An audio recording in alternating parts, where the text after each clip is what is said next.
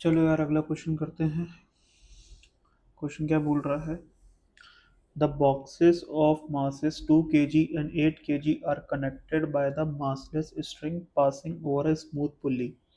Calculate the time taken by a box of mass 8 kg to strike the ground starting from rest. ठीक है, और escalation due to gravity का value तुम्हें 10 metre पर second square use करना है। तो पुल्ली तुम्हारी आइडियल है, ठीक है, और स्ट्रिंग भी तुम्हारी आइडियल है। तो यहाँ पर मैं टेंशन टी मान रहा हूँ इस स्ट्रिंग में। तो यहाँ पर भी ऑफकोर्स ये बात है कि टी होगा, यहाँ पर भी ऑफकोर्स ये बात है टी होगा। इस वाली स्ट्रिंग में टेंशन मैं लेट सपोज टी डैश बोल देता हूँ। तो अगर मैं ये वाली पुल्ली का एफबी बनाऊँ तो तुम देखो ऊपर की तरफ बेसिकली टी और टी लग रहा होगा, नीचे की तरफ बेसिकली टी डैश लग रहा होगा। और ये पुल्ली कैसी है? मेरी आइडियल पुल्ली है। अगर ये आइडियल पुल्ली है तो इस पर नेट फोर्स कितना होना चाहिए? जीरो होना चाहिए। तो ऊपर वाला फोर्स बराबर नीचे वाला फोर्स, तो मैं टू कैपिटल टी बराबर टी डैश तो लिख ही सकता हूँ। तो एक रिलेशन तो मेरे को ये मिल गया, ठीक है। दूसरा रिलेशन मैं बेसिकली स्ट्रिंग कंस्टेंट का लाऊंगा, ठीक है। तो अब तुम देखो, लेट सपोज इसका एस्केलेशन मैं नीचे की तरफ मान रहा हूँ A1, इसका एस्केलेशन मैं ऊपर की तरफ मान रहा हूँ A2। अब तुम देखो इधर, ये तुम्हें स्ट्रिंग दिख रही होगी, कौन सी वाली? ये वाली। एक ये स्ट्रिंग है और एक अपने पास ये स्ट्रिंग है,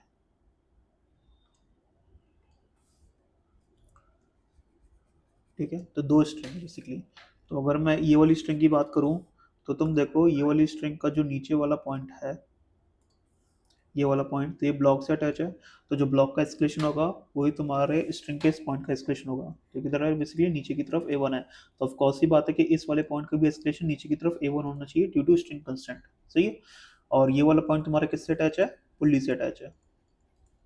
तो पुल्ली का एस्केलेशन नीचे की तरफ कितना है? A1, ये मुझे पता चल गया। अगर पुल्ली का एस्केलेशन नीचे की तरफ A1 है तो तुम देखो, अगर मैं वो दूसरी वाली स्ट्रिंग बनाऊं, ये मैंने वो दूसरी वाली स्ट्रिंग बनाई है, देखो। तो यहाँ पर तुम देख सकते हो कि ये वाला पॉइंट और ये वाला पॉइंट तो बेसिकली फिक्स है, ये तीनों फिक्स हैं,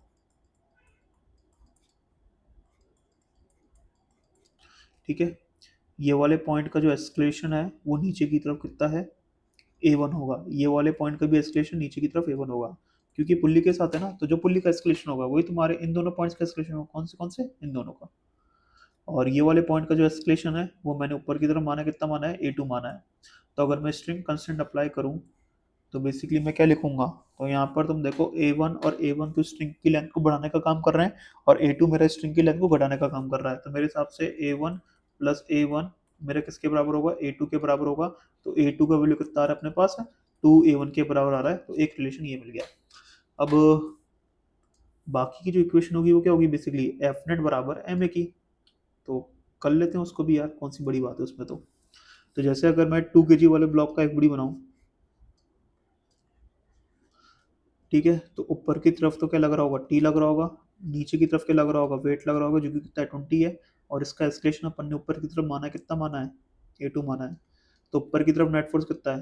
T-20 है। और ये किसके बराबर होगा? मास इंटू एस्केलेशन के, जो कि कितना होगा? 2A2 के बराबर होगा। अब मैं 8 kg वाले की बात कर लेता हूँ। तो ये जो 8 kg वाला ब्लॉक है,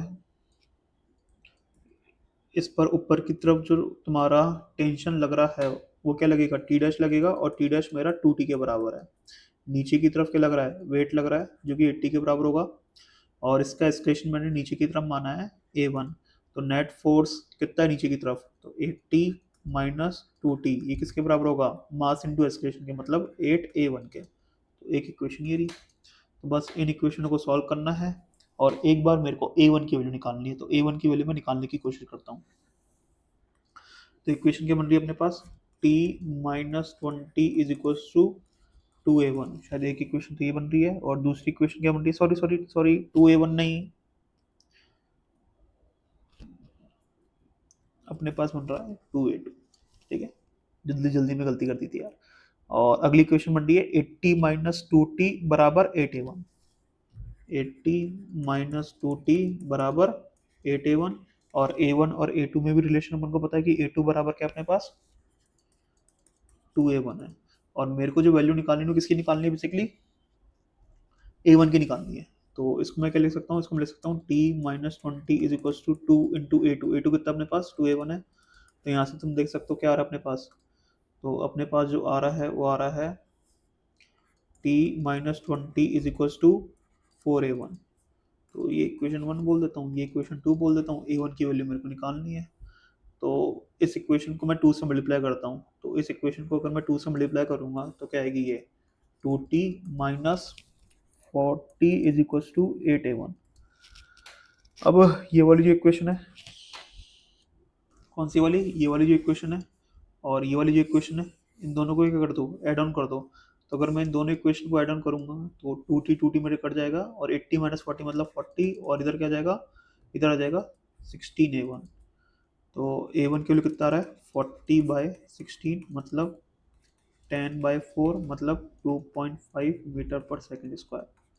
तो ये मेरे पास क्या बेसिकली एस्केलेशन है 8 kg वाले ब्लॉक का। तो इसका जो एस्केलेशन आ रहा है वो अपना किधर आ रहा है, नीचे की तरफ आ रहा है। कितना आ रहा है 2.5 मीटर पर सेकेंड स्क्वायर आ रहा है। तो अपन को तो ये पता लगाना है कि कितने समय के बाद ये जो 8 kg वाला ब्लॉक है ना वो ग्राउंड पर स्ट्राइक कर लेगा। तो ये जो नीचे आ रहा है ना वो तो कॉन्स्टेंट एस्केलेशन आ रहा है। जो अपना ये 8 kg वाला ब्लॉक है, जो अपना ये नीचे आ रहा है ना वो तो कांस्टेंट एक्सक्रेशन आ रहा है, जो कि कितना है 2.5 मीटर पर सेकंड स्क्वायर है। और इसको कितना नीचे आना है, इसको जो नीचे आना है वो आना है बेसिकली 20 सेंटीमीटर। और जैसे कि बोल दिया गया था कि इनिशियल स्पीड तो मेरी 0 है क्योंकि सिस्टम क्या है रिलीज फ्रॉम रेस्ट है। तो 20 सेंटीमीटर का मतलब कितना हो गया बेसिकली 20/100 मीटर। किसके बराबर होगा ये 0 × t प्लस हाफ इंटू ए कितना होगा 2.5 मतलब 5/2 इंटू टी स्क्वायर। तो टी तो निकालना है यहाँ से, तो ये आ रहा है 1/5 is equal to 5/4 T square. तो मेरे हिसाब से टी स्क्वायर का वैल्यू कितना आ रहा है 4/25। टी का वैल्यू कितना आ रहा है 2/5 मतलब कितना हो गया ये 0.4 सेकेंड। तो इतने समय के बाद जो तुम्हारा 8 kg वाला ब्लॉक है ना वो ग्राउंड पर स्ट्राइक कर देगा। तो आंसर अपने पास मेरे हिसाब से है ऑप्शन 4। तो ऑप्शन 4 अपना क्या हो गया आंसर हो गया है।